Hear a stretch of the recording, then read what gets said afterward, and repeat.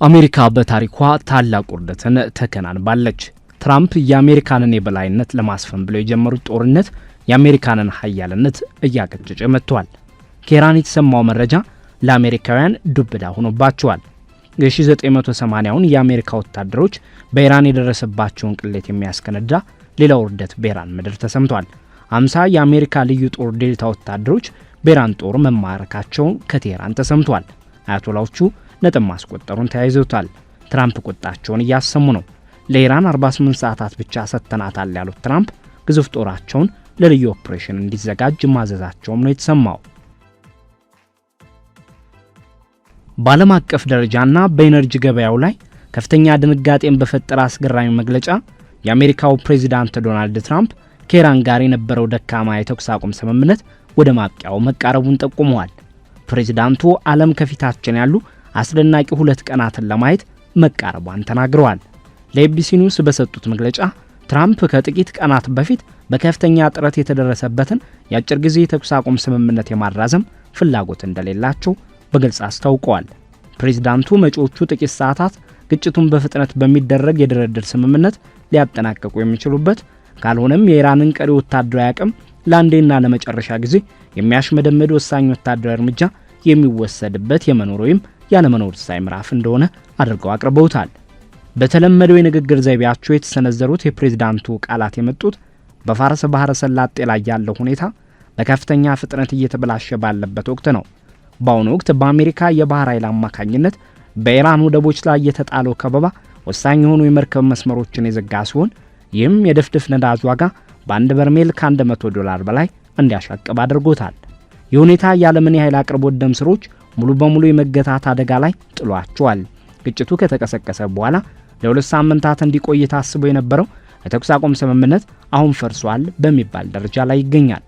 በዋሽንግተን በሪያድና በቴህራን ያሉ ከፍተኛ ባለስልጣናት በመካከለኛው ምስራቅ የቅርብ ጊዜ ታሪክ ውስጥ እጅግ አስፈሪ ሊሆኑ የሚችሉትን መጪዎቹን 48 ሰዓታት በከፍተኛ ስጋት እየተጠባበቁ ነው። ጉዳዩ የሁለቱን አገራት ዕጣ ፈንታ ብቻ ሳይሆን የዓለም ኢኮኖሚ የደም ዝውውር የሆነውን የሆርሙዝ ሰርጥ ሁኔታንም የሚመለከት ነው። በቀን ውስጥ ከ20 እስከ 21 ሚሊዮን በርሜል ዘይት በዚህ ጠባብ የባህር መስመር በኩል ያልፋል። የዛሬና ያድርገውና በቀን በአማካይ ከ100 እስከ 138 የሚደርሱ የንግድ መርከቦች ይጓዙ ነበር። አሜሪካና እስራኤል ለሰነዘሩት ጥቃት አጸፋ ለመስጠት በሚል ኢራን መተላለፊያውን መጀመሪያ ላይ መዝጋቷ በቀን 13 ሚሊዮን በርሜል የሚደርስ የነዳጅ ዝውውር እንዲቆም ማድረጉ የሚታወስ ሲሆን ይህም የዓለም ገበያን ክፉኛ አናውጦት ነበር። አሁን ደግሞ ከሰኞ ጀምሮ ትራምፕ የጣሉት የባህር ላይ ከበባ ሙሉ በሙሉ ስራ ላይ በመዋሉ በቴህራን ላይ ያለው ጫና ወደ ከፍተኛ ደረጃ ደርሷል። ትራምፕ ኢራን አክራሪ ያሏቸው አካላት ከተወገዱ በኋላ የተለየ አገዛዝ ያለባት ሀገር ሆና ተቀይራለች የሚል አዲስ እቅድ ይዘው መጥተዋል። ሁኔታው በሁለቱም መንገድ ሊጠናቀቅ ይችላል። ነገር ግን ስምምነት ቢደረግ ይመረጣል ብዬ አስባለሁ። ምክንያቱም በዚያን ጊዜ ሀገራቸውን እንደገና መገንባት ይችላሉ። አሁን በእርግጥም የተለየ አገዛዝ አላቸው። ምንም ቢሆን ግን አክራሪዎቹን አስወግደናል፣ እነሱ ጠፍተዋል፣ ከእንግዲህ ከኛ ጋር የሉም ሲሉ ትራምፕ ተናግረዋል። ለዓለም መረጋጋት የራሳቸውን ሚና እጅግ የላቀ አድርገው በማቅረብም እኔ ፕሬዝዳንት ባልሆን ኖሮ ዓለም ተበታትና ተጠፋ ነበር ሲሉ አስገራሚ አስተያየታቸውን አክለዋል። ይሁን እንጂ ከዚህ ተስፋ ሰጪ ከሚመስለው ንግግር በስተጀርባ የበለጠ አስፈሪ እቅድ ተደብቆ ይገኛል። ይህም በአሜሪካ የየብስ ጦር ኃይል በኢራን ግዛት ውስጥ የሚካሄድ ወታደራዊ ዘመቻ ስጋት ነው። በአካባቢ ያለውን ወታደራዊ እንቅስቃሴ፣ የባህር ኃይል ስምሪትና የልዩ ዘመቻ ግብረ ኃይሎችን እንቅስቃሴ የሚከታተሉ ወታደራዊ ተንታኞች ላለፉት 10 ዓመታት የጦር ዕቅድ ውጪዎችን ሲያሳስብ የነበረውን ጥያቄ እያነሱ ነው። አሜሪካ በምድር ላይ እጅግ ፈታኝ ከሆኑት የጦር ሜዳዎች አንዱ በሆነው በኢራን ምድር ላይ እግረኛ ወታደሮቿን ለማሰማራት እየተዘጋጀች ይሁን? ከሰኞ ጀምሮ በማዕከላዊ ዝር ያሉ የአሜሪካ የባህር ኃይል ክፍሎች በፋርስ ባህረ ሰላጤና በኦማን ባህረ ሰላጤ ውስጥ ወደ ኢራን ወደቦች በሚገቡና በሚወጡ መርከቦች ላይ ያነጣጠረ ከበባ እያካሄዱ ነው። ይህ እርምጃ የሆርሙዝ ወንዝን ሙሉ በሙሉ በመዝጋት ይህም ዓለም አቀፍ የባህር ላይ መተላለፊያ ሕጎችን የሚጥስ ነው። ይልቅ ትኩረቱን ያደረገው ወደ ኢራን የራሷ መገልገያዎች የሚደረገውን ጉዞ በመከልከል የኢራንን ኢኮኖሚ ማነቅ ላይ ነው። ከኢራን ጋር ግንኙነት የሌላቸው ሌሎች መርከቦች በባህር መስመሩ ማለፍ እንደሚችሉ በንድፈ ሐሳብ ደረጃ ቢፈቀድም በተግባር ግን ሁኔታው ከፍተኛ መስቀልቅል ፈጥሯል። የኢኮኖሚ ውድቀቱ ፈጣንና አስከፊ ነው። የዓለም የድፍድፍ ነዳጅ ዋጋ በአንድ በርሜል ከ$100 በላይ የዘለለ ሲሆን ተንታኞች ግጭቱ የሚቀጥል ከሆነ ዋጋው ይበልጥ ሊጨምር እንደሚችል እያስጠነቀቁ ነው።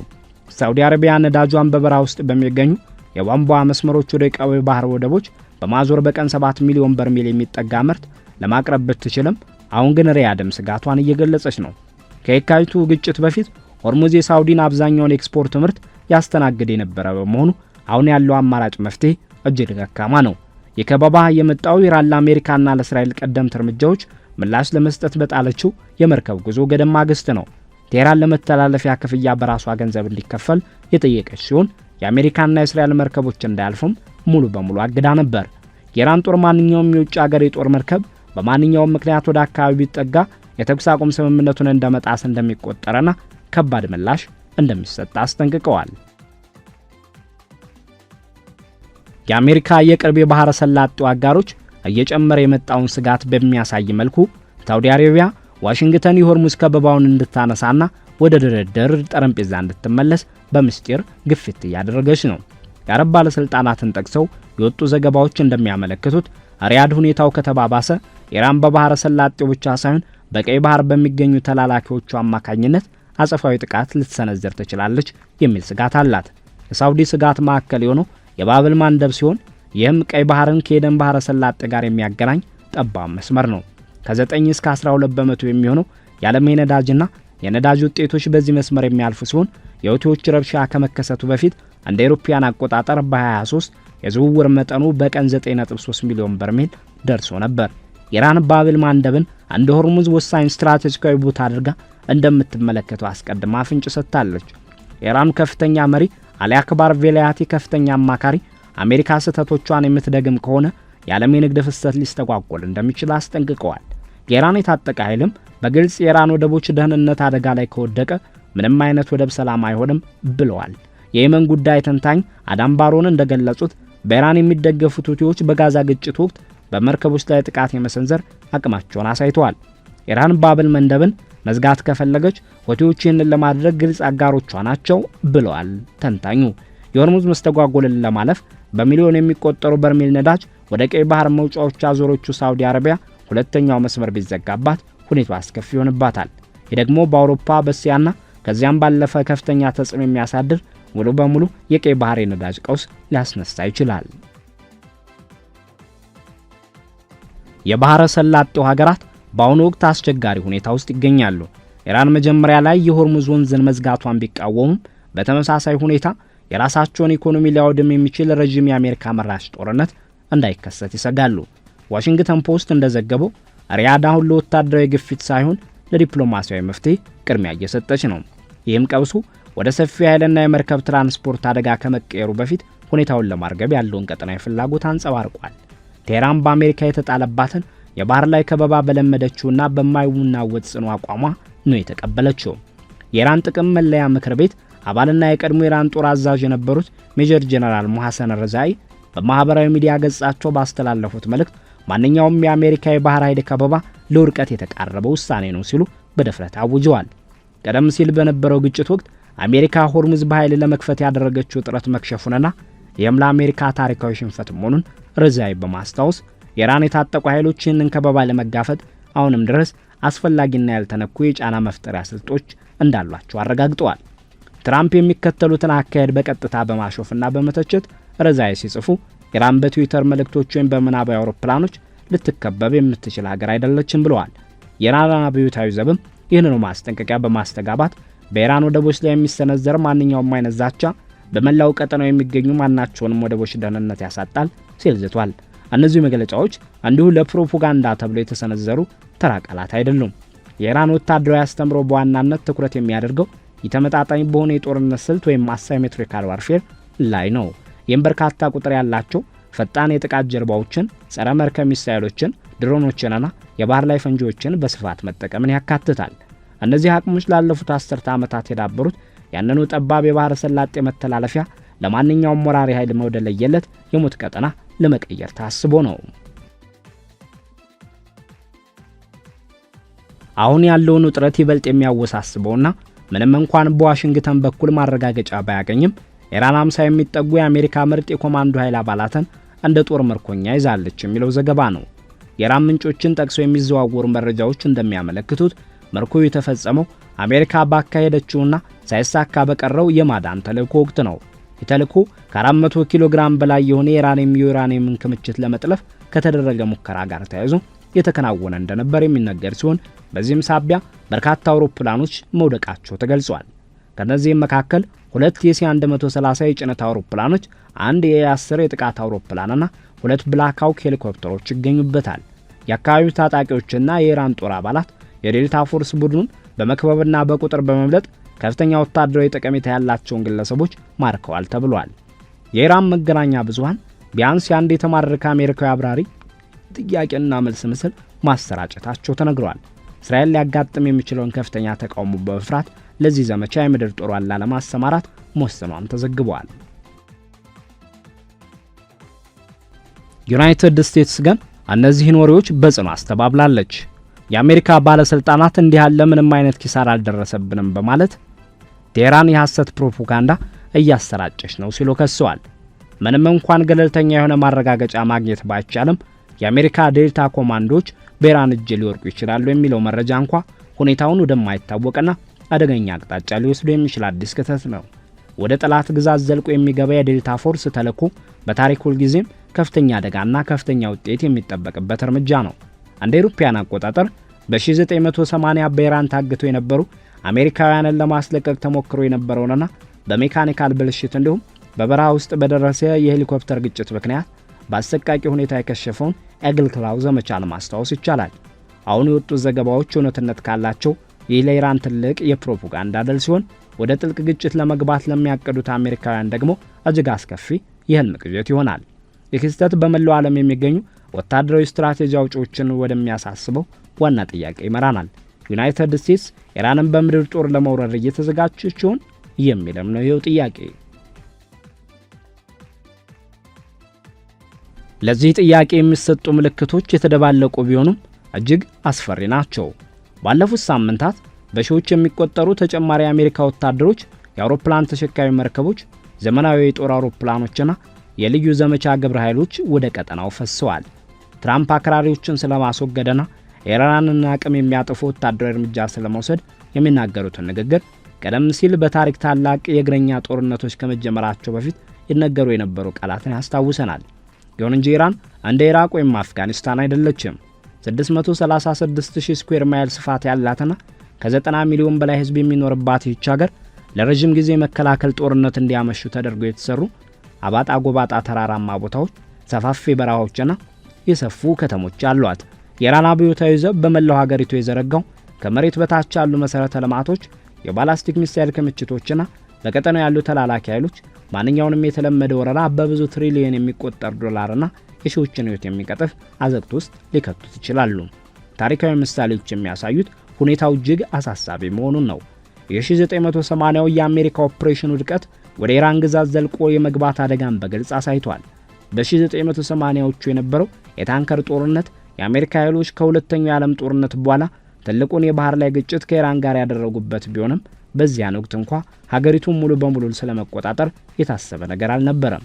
የዘመኑ የየብስ ጦርነት ዘመቻ ምናልባትም የሚጀምረው በአየርና በባህር ኃይል የበላይነት በመታጀብ በዋና ዋና የትዕዛዝ ማዕከላት፣ በኒውክሌር ጣቢያዎችና በሚሳኤል ባትሪዎች ላይ በሚሰነዘሩ ጥቃቶች ሊሆን ይችላል። ከዚያም የልዩ ኃይል ወረራዎችና ምናልባትም በባህርና በአየር የሚደረጉ ወታደራዊ ጥልቆች ሊከተሉም ይችላሉ። የዴልታ ፎርስና ሌሎች የልዩ ዘመቻ ክፍሎች ከፍተኛ ግብ ያላቸውን ኢላማዎች በመምታት ታጋቾችን በማስለቀቅ ወይም የተማረኩ ሰዎችን በማውጣት እንዲሁም የኢራንን የትዕዛዝ መዋቅር በማናጋት ረገድ ወሳኝ ሚና ይጫወታሉ። የኢራን መልክዓ ምድራዊ አቀማመጥ ለመከላከል ለሚሞክሩት ይመቻል። ህዝቧም ለተመጣጣኝ የሽምቅ ውጊያ ሊሰለፍ ይችላል። ማንኛውም የእግረኛ ጦር ግስጋሴ አስቀድሞ በከበባ ውስጥ ባለና ጠላትነት በነገሰበት የባህር ክልል ውስጥ ግዙፍ የሎጂስቲክስ ድጋፍን ይጠይቃል። በፔንታጎን የሚገኙ ምንጮች እንደሚገልጹት የአሁኑ አቋም በአየርና በባህር በኩል የሚደረግ ከፍተኛ ጫና እንጂ በቀጥታ ወደ የብስ ጦርነት የመግባት እርምጃ አይደለም። ነገር ግን የትራምፕ አስደናቂዎቹ 2 ቀናት ያሉት የጊዜ ገደብ የሚያሳየው ወሳኝ የሆነ የውሳኔ ወቅት መቃረቡን ነው። ዲፕሎማሲ ያሸንፍ ይሆን ወይስ አሜሪካ በኢራን ምድር ላይ ቀጥተኛ ጥቃት በመሰንዘር ሁኔታውን ታባብሰዋለች? ካባባሰችስ እስከምን ድረስ ትዘልቃለች? ዋናው ጥያቄ ሆኗል። የስሌት ስህተት የሚያስከትለው ሰብአዊና ኢኮኖሚያዊ ዋጋ እጅግ አስከፊ ሊሆንም ይችላል። የሆርሙዝና የባብል ማንደብ ሰርጦች ሙሉ በሙሉ መዘጋት 30 በመቶ የሚሆንን የዓለም የነዳጅ አቅርቦት በአንድ ጀንበር ከገበያ ያስወጣል። የባህረ ሰላጤውን ድፍድፍ ነዳጅ በከፍተኛ መጠን የሚያገኙት የእስያ ኢኮኖሚዎች ቻይና፣ ህንድ፣ ጃፓንና ደቡብ ኮሪያ ወዲያውኑ ለከፍተኛ እጥረት ይጋለጣሉ። ቀድሞውኑ በቀይ ባህር መስተጓጎል እየተሰቃየች ያለችው አውሮፓ የኃይል ዋጋ በጥፍ ሊጨምር ሲታይም ይችላል። ዓለም አቀፍ ዋጋ ግሽበት ይኖራል። የአቅርቦት ሰንሰለቶች ይፈራርሳሉ። እንዲሁም የኢኮኖሚ መቀዝቀዝን አደጋ ከፊታችን ይደቅናል። የመርከብ ኩባንያዎች ቀድሞውኑ መርከቦቻቸውን በአፍሪካ ዙሪያ እንዲዞሩ እያደረጉ ሲሆን ይህም በጉዞው ላይ ከ10 እስከ 14 ቀናት የሚጨምረና ለእያንዳንዱ ኮንቴነር በሺዎች የሚቆጠር ተጨማሪ ዶላር የሚያስወጣ ነው። በባህረ ሰላጤው መስመሮች ላይ የሚከፈለው የመድን ዋጋም በከፍተኛ ሁኔታ አሻቅቧል። የተጽዕኖ ከነዳጅ አልፎ ከኳታር የሚላከውን የተፈጥሮ ጋዝ፣ የኮንቴነር ትራፊክንና ከመሬት በታች ያሉ የመረጃ ገመዶችን ጭምር አደጋ ላይ ሊጥል ይችላል። ለተኩስ አቁም ስምምነቱ የተቀመጠው ጊዜ እያለቀ ሲሄድ መጪዎቹ ጥቂት ሰዓታት የዲፕሎማሲውንና የመከላከል አቅሙን ገደብ የሚፈትሹ ይሆናሉ። የኢስላማባድ ንግግሮች መክሸፋቸው በኢራን የኒውክሌር ፍላጎት፣ በማዕቀብ መላላትና በባህር ላይ ደህንነት ዙሪያ ጥልቅ ልዩነቶች መኖራቸውን አሳይቷል። ፓኪስታን፣ ሳውዲ አረቢያና ሌሎች የቀጠናው ሀገራት ድርድሩን እንደገና ለማስጀመር እየተሯሯጡ ነው። ትራምፕ ኢራን በአዲስ አመራር ስር ሀገሯን እንድትገነባ የሚያስችል ስምምነት ለማድረግ በሩን ክፍት ቢያደርጉም ወታደራዊ እርምጃ የመውሰድ አማራጫቸው ግን አሁንም እንደቀጠለ ነው። ኢራን በበኩሏ የማፈግፈግ ምልክት አላሳየችም።